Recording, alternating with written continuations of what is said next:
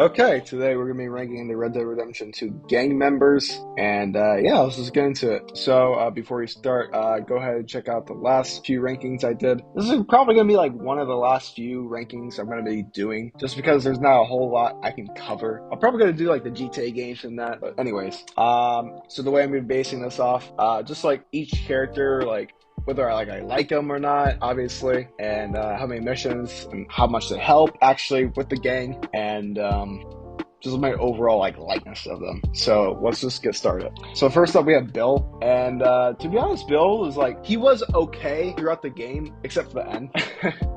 Bill kind of he turned into an asshole towards the end of it. I don't really know why, and he was obviously a villain in Red Dead Redemption 1. He was an okay member, so I would put him in D. Does not overall, I don't really like him a whole lot, so yeah, I'll just put him at D. And next up we have Charles. Now Charles is the man. He's a top G. He's awesome. Charles, he helped Arthur throughout the whole way. And he helped with John in the epilogue. He's not in Red Dead Redemption 1 though, but in Red Dead Redemption 2, he helped out with the natives. He stuck by Arthur the whole way in chapter 6, and I just appreciate that. And actually, a few people were saying in Red Dead Redemption 3 he should be the main character, but that's a discussion for another day. But everyone loves him. He's awesome. Easily an A tier. Next up we have Dutch. There's a lot to say about Dutch. For the first half of the game, he was awesome. He was and Arthur was his right-hand man, right by Hosea. And something happened in the game. He just turned so evil. He turned into this monster. So it all started in chapter 4 when we did the mail robbery or something. And it was all a setup. There's no money there. And we got set up by Angelo Bronte. And the next mission, we raided his mansion, and he threw his head in the fucking ocean, and he drowned him like some sort of psychopath. And he keeps on going on killing on people. And that's the thing about it. He just turns into this psycho that kills fucking everyone. He kills Leviticus Cornwall. He kills this old lady in Guarma. He just something switched in his mind, and I think the pressure of the gang and his overall goal. So his goal is he wants to get to Tahiti. He doesn't like America. He doesn't like how things are going. I think the pressure of the gang, his life, Micah, and losing Hosea, his best friend. I think that really switched his mind, and he just turns into this. He's unrecognizable. We'll put him at F just because of how much he ruined things. He ruined well, it wasn't his fault, to be honest, but it's so interesting because was he always like this? Was he always this evil guy and we just never saw it? Or did things get the best of him and or did he hit his head? Because he hit his head one time in chapter 4 and people say, oh, he had a brain injury, but it's so interesting because we really never know. So I will put him at F just because of the man who he becomes to be. And yeah, it's quite disappointing. Next up we have Arthur. So Arthur is obviously the main character who you play as, and it's kind of interesting because I love this thing about the game where you can choose the honorable route, which I think most people do, and you can do the low honor route. The whole difference between how much your honor is and how much you do in the game will dictate the ending and how people feel about you.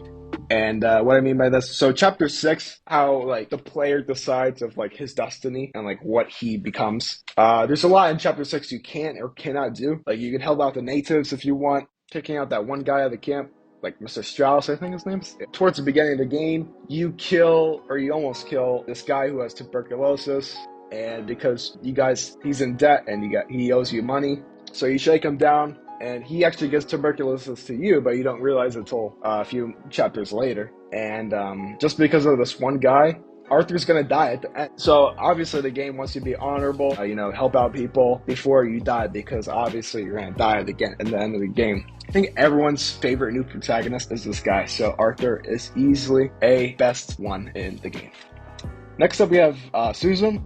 This is kind of a change because we got two major characters to the side characters now, but Susan is sort of the maid in the camp, and she's kind of bossy. The other girls don't really like her a whole lot, but I mean she's okay, to be honest.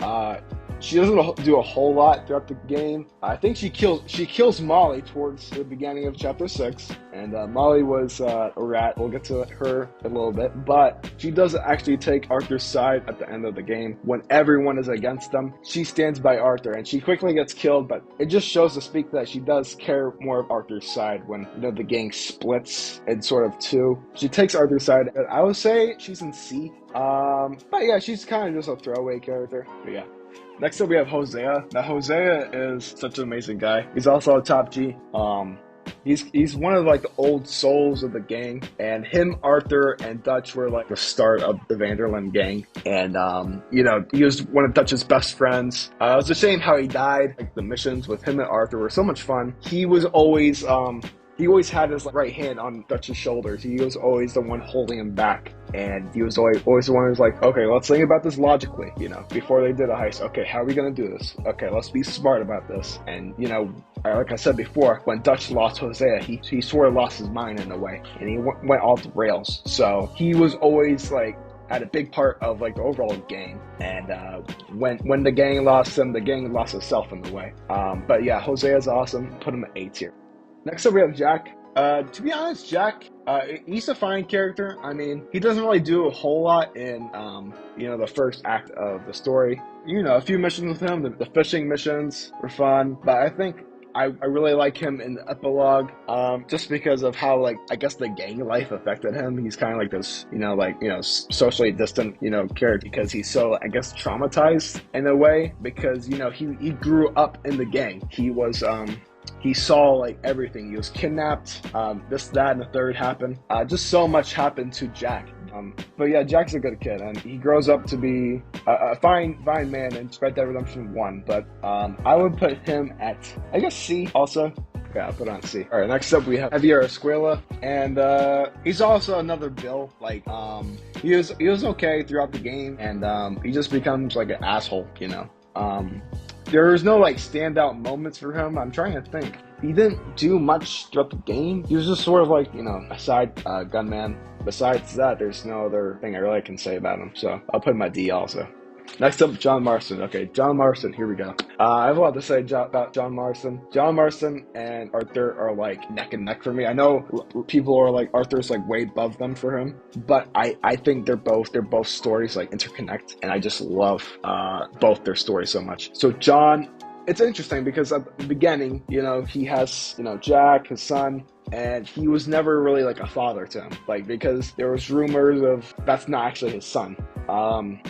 And he's sort of like a deadbeat because I think he was actually going to run away towards the beginning. He was going to like be a runaway father. He was going to go out looking for the milk. He didn't want to be a part of this gang anymore. And I think you see that throughout the game. He keeps on running. He has no clear goal. Throughout the game, John and Arthur, they go on missions, they go on adventures, blah, blah, blah. He gets into prison, I think at the end of chapter 4. They rescue him in mid-chapter 6. So he's been in prison for a while, but so after he gets out, he realizes how bad the gang has got and how bad the situation is. So Arthur tells John to like basically escape. So at the end of chapter 6, Arthur helps John get away. He's like, okay, boom, take this money, boom, take my head, boom, take my satchel, go and live your life because mine is over. And I think this is like the only time when like John really like knows like, okay, this is like the actual time like to get away. And I just love about the epilogue. The epilogue shows just John's whole struggle because, since he grew up in the gang, he actually did grow up in the gang. He was in the gang since he was like 6 or something, I think. He's been killing people for his whole life. And you see this even 7 years later in the epilogue. He's still a killer. His wife leaves him. His kid leaves him in the epilogue. He wants to settle down. He buys a ranch. He tries to prove himself. Look, okay, I give up. I want to like settle down. I want to like start my whole life over. I want to forget my past and forget my mistakes. And I just want to live a normal life. And yeah, I just think his whole story is powerful. I know I kind of ranted on about John and Arthur, but I just love it. So, A tier, obviously, all the way. And yeah, so that's it for now. I'm gonna do more in part two. I know I didn't want to make this video too long, but I just wanted to get this ranking started because I know I had a lot to say. And yeah, so I'm gonna do part two. Probably gonna do the rest of these. Or if I don't finish up in part two, I'm gonna do part three also. But that's it. So this is my ranking so far. To recap: Arthur, John, Jose, and Charles in A tier. Nothing in B yet. C, Susan and Jack. D, Bill and Javier, and F is Dutch. So there's a lot more to say about the other characters, but I'll get to them in the next video. And if you haven't already subscribed, like the video if you enjoyed, and yeah, see you guys next time. Thanks.